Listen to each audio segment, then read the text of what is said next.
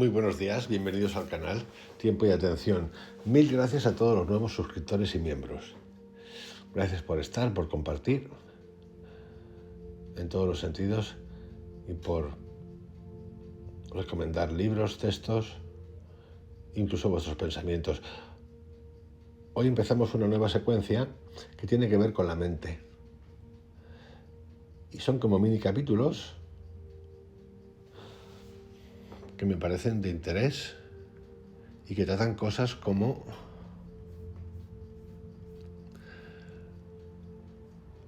la inteligencia del intelecto, qué es saber hacer y saber qué, este intelectualismo que nos rodea, la cabeza, la versión positiva del saber qué hacer y hacerlo bien, aptitudes inteligentes versus hábitos, razones y causas de las acciones, conmociones y sentimientos, estados de ánimo, un montón de cosas que no vamos a parar en esa búsqueda que todos tenemos, incluidos nuestros espacios de silencio que también tenemos y nos gustan y cada día son mayores, que son los que nos marcan la verdad de las cosas. ¿Cuándo acabaremos de esto? Ni idea. Mientras tanto, la capacidad de poder ver, es decir, anticipar las cosas, yo siempre he pensado que es de ayuda. Inteligencia e intelecto. Los conceptos relativos a lo mental y al comportamiento pertenecen a la familia de conceptos comúnmente denominada inteligencia. Estos son algunos componentes de la familia: inteligente, razonable, cuidadoso, metódico, ocurrente, agudo, prudente, lógico, ingenioso, exigente, práctico, astuto, rápido, talentoso, juicioso, escrupuloso.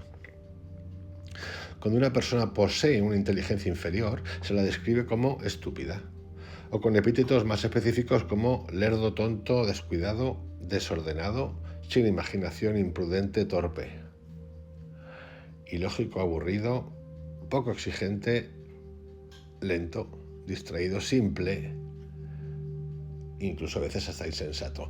Es muy importante aquí tener en cuenta que la estupidez no es lo mismo, ni es la misma cosa, ni el mismo tipo de cosa que la ignorancia.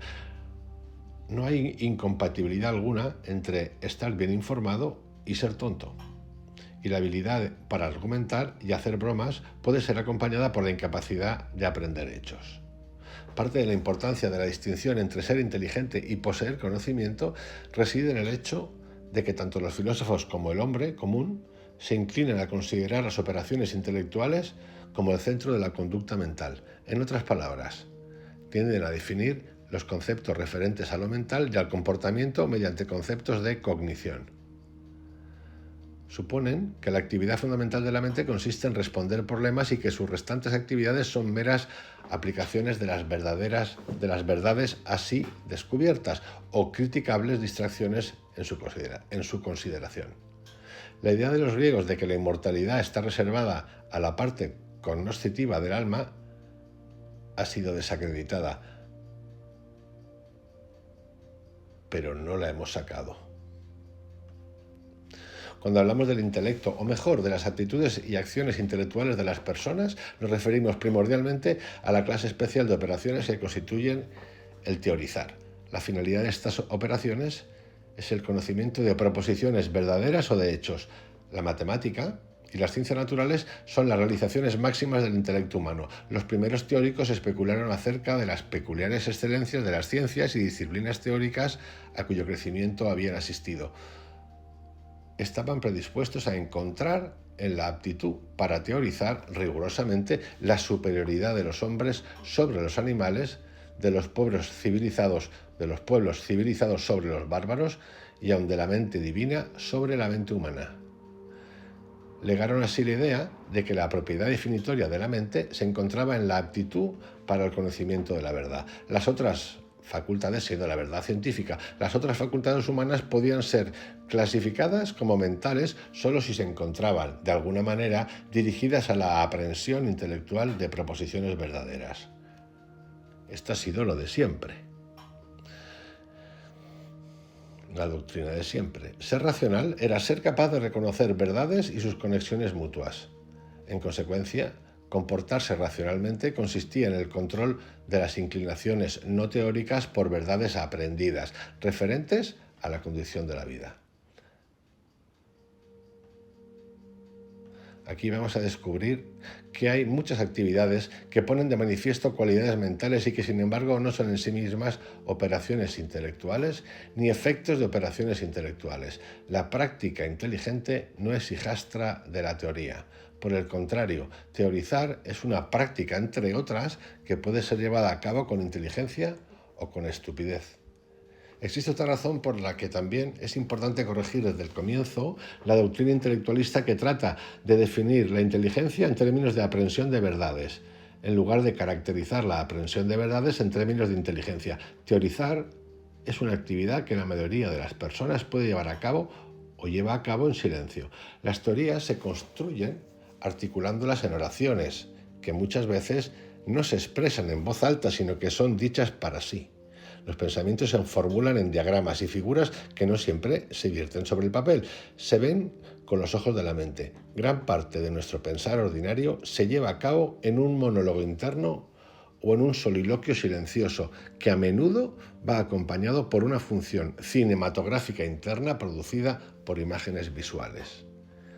La aptitud para hablarse a uno mismo en silencio no se adquiere de inmediato ni sin esfuerzo, y para que podamos realizarla es condición necesaria que hayamos aprendido previamente a hablar en voz alta con inteligencia y que hayamos oído y comprendido a los demás cuando lo hacen.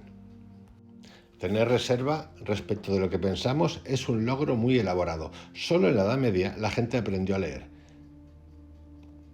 sin hacerlo en voz alta. De manera similar, los niños aprenden a leer en voz alta antes de aprender a leer callados y a balbucear en voz alta antes de hacerlo para sí mismos. Sin embargo, muchos teóricos han supuesto que el silencio es una propiedad definitoria del pensamiento. Platón dijo que, al pensar, el alma se habla a sí misma, pero el silencio, aunque conveniente a veces, no es esencial, como no lo es la restricción del auditorio a un único espectador. La combinación de las suposiciones de que teorizar es la actividad primaria de la mente y de que es intrínsecamente una operación privada, silenciosa o interna, es uno de los fundamentos del dogma del fantasma en la máquina. La gente tiende a identificar su mente con el lugar en el que lleva a cabo sus secretos pensamientos.